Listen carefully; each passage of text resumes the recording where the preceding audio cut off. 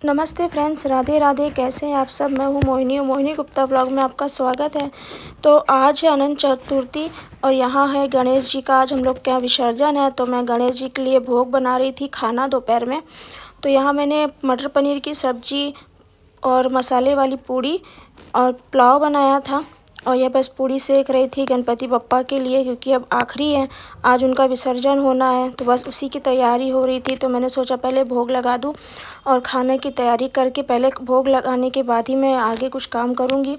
इसीलिए सबसे पहले मैंने उनको भोग लगाने की सोची और यहाँ खाना बन ही गया था मेरा। तो आप देख रहे होंगे, एक कान्हा जी के लिए और एक हमारे गणेश जी के लिए भोग लगा हुआ है।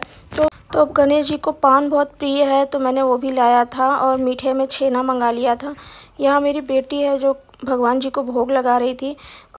मैं पूड़ी बना रही थी, इसीलिए इसी से कह दिया था कि तुम भोग लगा दो। तो पहले लड्डू गोपाल जी को भोग लगाए, फिर हमारे गणपति बप्पा को सबको भोग लगाकर इसने जल पिलाया। और अब आप सबकी आने की भी तैयारी हो रही थी, क्योंकि टाइम बहुत हो गया था। अभी 1 बज रहा था और 2 बजे का सबको टाइमिंग दिया था। तो सबके आने से पहले मैं भी यहाँ रेडी हो गई थी सारा काम ख़त्म करके। तो मैं यहाँ सोची थी कि महाराष्ट्रियन वाली साड़ी पहनूंगी, लुगड़ा टाइप का, पर यहाँ से बाहर जाना होता है इसलिए अच्छा नहीं लगता। तो मैंने बस सिंपल साड़ी पे ऐसे तैयार हुई थी। और यहाँ पे देखो आरती शुरू हो गई है। और यहाँ मेरा बेटा है जो पहले आरती कर रहा है, फिर मेरी हस्बैंड कर रहे थे, उसके बाद फिर मैंने भी आरती किया। और एक एक करके जो लोग आए थे सब ने आरती शुरू की, क्योंकि बहुत जल्दी समय बीत रहा था। बस लग रहा था कि अब जाने ही वाले हैं गणेश जी। सबका मन भी थोड़ा ख़राब था। और यहाँ जाने से पहले हमारी जो रिद्धि सिद्धि जी थी उनको हमने रंग लगाया था और उसके बाद मैंने अपने पैरों में भी लगाया। और यहाँ जितनी भी लेडीज़ें थी ना, सब ने मिल कर के अपने अपने पैरों पे रंग लगाया। और फिर उसके बाद हम लोगों ने विसर्जन की तैयारी करी। तब तक मैं यहाँ पूजा कर रही थी और सब लोग रंग लगा रहे थे। और जो भी था सामान उनको ले जाने वाला वो निकाल दिया था। और लास्ट में गणेश जी के कान में जिससे जिससे जो जो कहना था सब ने अपना कहा। मैंने भी अपनी कुछ विशेष मांगी भगवान जी से। हर बार उनके आने से पहले कुछ ना कुछ जो मैं मांगती हूँ वो मुझे मिल जाता है। इस बार भी जो मैंने मांगा है शायद वो मुझे ज़रूर मिलेगा।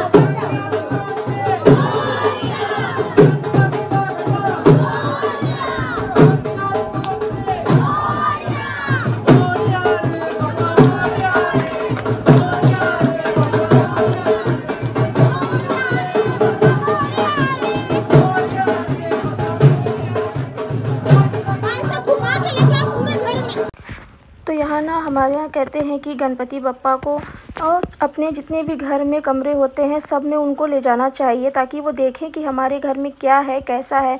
और आगे वो खुद समझेंगे कि आगे हमारे जीवन में उन्हें क्या बदलाव लाने हैं, क्या नहीं।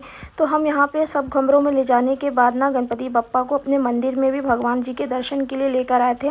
और यहाँ पे दर्शन कराकर ना सब लोग नीचे उतर गए थे हमारे घर से, क्योंकि समय बहुत हो रहा था और जल्दी, यानी कि रास्ते में बहुत जाम और भीड़ भी मिलने वाली थी। तो सब लोग बाहर आ गए थे और यहाँ सब ने गणपति बप्पा को जो रंग और गुलाल से रंग दिया था। और यहाँ जो लड़के लोग थे ना वो सब पटाखों की तैयारी कर रहे थे, क्योंकि मेरे हस्बैंड ना दिवाली में ही पटाखे ले आते हैं गणपति जी के लिए। तो सब बस लड़ियाँ लगा रहे थे पटाखे फोड़ने के लिए। ज़ोर से और धूमधाम से हम उनका जैसे स्वागत करते हैं, विदाई भी हमें वैसी ही करनी चाहिए। तो हम लोग बस वही सब कर रहे थे।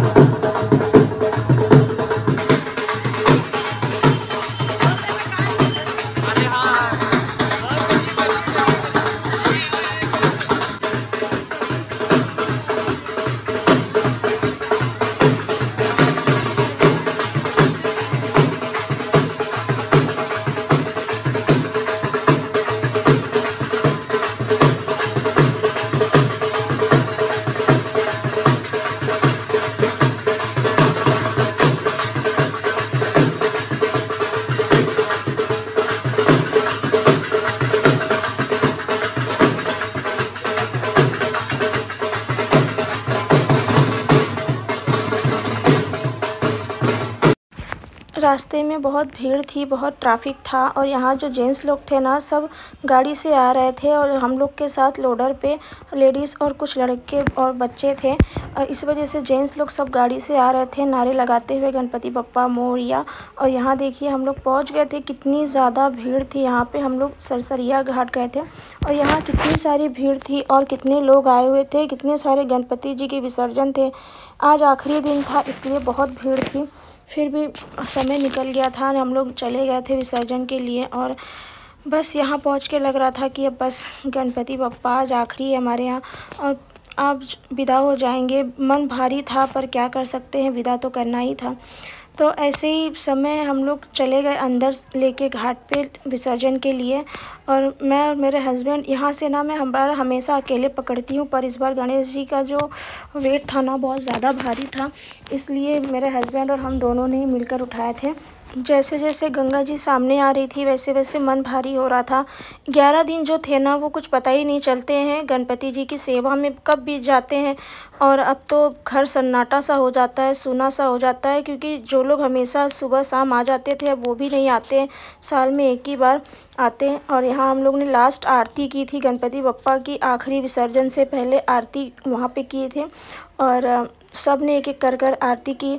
सब ने जो उनकी विशेष थी यहाँ पे भी लोगों ने मांगी और कहीं ना कहीं सबका मन भारी था और अच्छा नहीं लग रहा था, कि बस लग रहा था मन कहीं ना कहीं ऐसे दुखी सा था कि बस अब घर की रौनक ख़त्म हो गई। यहाँ आकर ना बहुत मन भारी हो जाता है, बस लगता है अब इतने दिन हमारे जो खुशी खुशी बीत रहे थे और जितना भी था गणेश जी के आने से ना घर बहुत भरा था, मंदिर जैसा हो जाता है और बहुत ख़राब लग रहा था। पर क्या कर सकते हैं, विदा तो करनी थी। तो गणेश जी को अंतिम विदाई देकर हम लोग चले गए गंगा जी में उनको विसर्जित करने। तो आप देख रहे होंगे हमारे गणपति बप्पा जा रहे हैं। यही कामना करती हूँ कि हर साल गणपति बप्पा आए और इस बार जाएंगे तभी तो अगले साल आएंगे। यही सोच करके हम लोग ने विसर्जन कर दिया और हमारे गणपति बप्पा अब अपने गांव चले। वहाँ उनकी भी माता पिता उनका इंतज़ार कर रहे होंगे। गणपति बप्पा मोरया, अगले बरस तुम जल्दी आ। जय श्री गणेश, जय गणपति बप्पा।